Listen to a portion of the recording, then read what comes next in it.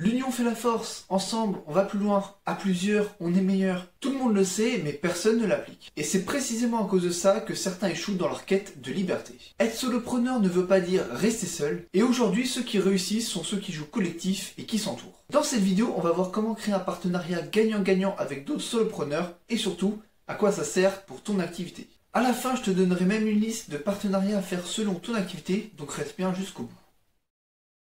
La première étape va être d'identifier les partenaires potentiels. Avant de proposer un partenariat à quelqu'un, il faut savoir où chercher pour trouver cette personne. Pour ça, tu peux utiliser les réseaux sociaux comme LinkedIn, X, Twitter, Threads, etc. Tu peux également te rendre à des événements physiques qui réunissent d'autres entrepreneurs comme des afterwork ou des salons par exemple. Tu peux aussi participer à des ateliers ou des conférences. Tu peux même rejoindre des communautés en ligne si ton activité s'y prête. Au hasard, tu as la nôtre, Meetco. Maintenant que tu sais où chercher, il va falloir creuser. Mais creuser au bon endroit avec les bonnes personnes. Parmi toutes les propositions que je viens de te faire, choisissons une ou deux avec lesquelles tu es à l'aise. Puis, quand tu vas contacter quelqu'un, avant de lui proposer un partenariat, assure-toi de ces trois choses. La première, c'est la complémentarité. Recherche des solopreneurs dont les compétences, les produits ou les services complètent les tiens. Exemple, un graphiste peut s'associer à un rédacteur web. L'un crée des visuels attractifs et l'autre rédige du contenu percutant. Ensemble, ils offrent une solution complète à leurs clients. Un développeur web peut s'associer à un UX designer. L'un gère le développement du site web et l'autre s'occupe de concevoir une interface facile à prendre en main. Un community manager peut s'associer à un motion designer. L'un gère la programmation des posts sur les réseaux et l'autre s'occupe de faire des vidéos en motion design. La deuxième chose dont tu dois t'assurer, c'est d'avoir une cible commune. Assure-toi que vos cibles soient similaires si tu veux maximiser l'impact de ce partenariat. Si l'un s'adresse au coach sportif et l'autre au CEO, le partenariat n'aurait aucun sens. La troisième chose dont tu dois t'assurer, c'est d'avoir des valeurs communes, des valeurs partagées. Travailler avec des personnes qui partagent tes valeurs et ta vision est essentiel pour construire une relation sur le long terme. Généralement, l'identification de ces partenaires est relativement simple car tu en connais forcément dans ton réseau. Et je suis sûr que tu as déjà une petite idée de personnes à qui proposer ça. Si c'est pas le cas, alors il va falloir creuser et surtout développer ton réseau sérieusement. Maintenant que tu as trouvé les bonnes personnes, il est temps de passer à l'étape suivante.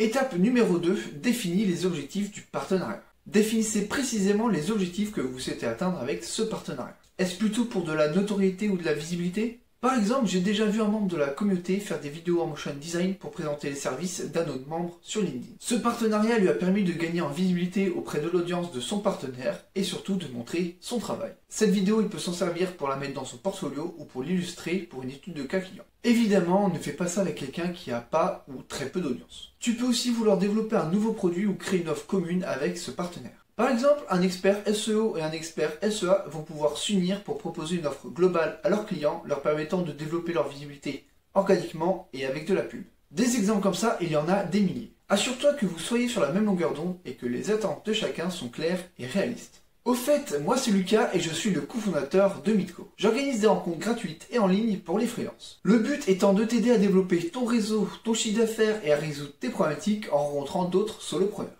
Si ça t'intéresse, je te laisse aller checker le lien qui se trouve en description. Et si cette vidéo te plaît, tu peux mettre un like, un commentaire, t'abonner, ça fait plaisir et surtout, ça mange pas de pain.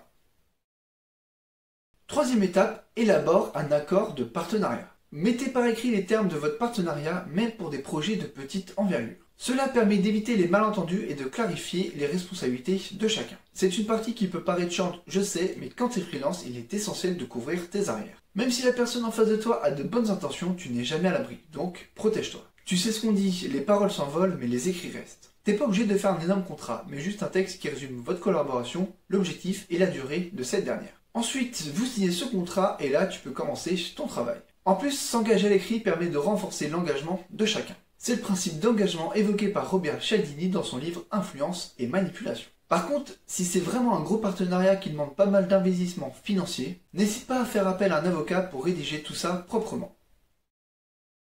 La quatrième étape, c'est de communiquer de manière transparente avec ton partenaire. Faites le point régulièrement sur l'avancée du projet afin de résoudre les problématiques ou d'anticiper de futurs problèmes. N'aie pas peur de partager tes doutes ou autres avec ton partenaire. Il n'y a qu'en étant franc et en ayant une bonne communication que le partenariat sera une réussite. Dans la plupart des projets, c'est souvent le manque de communication qui fait tout foirer. Quand on se rend compte que les attentes de l'un ont évolué ou que la vision est différente, souvent, il est trop tard. En communiquant régulièrement, tu t'assures que vous êtes toujours en phase avec votre partenariat.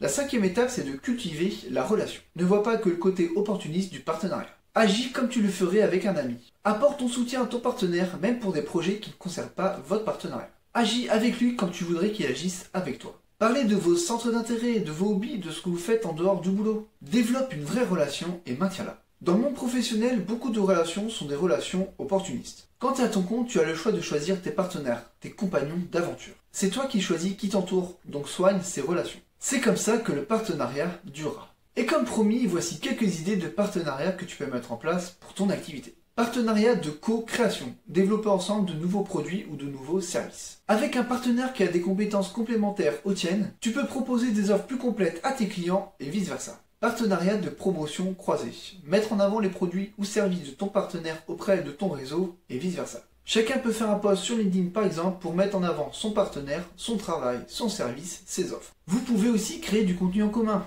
live, masterclass, vidéo YouTube, podcast, etc. Partenariat événementiel. Vous pouvez organiser des événements communs pour toucher une audience plus large. Vous pouvez organiser des after-work communs ou prendre un stand dans un salon à deux, ce qui réduira le coût de chacun et surtout vous assurera une visibilité à tous les deux.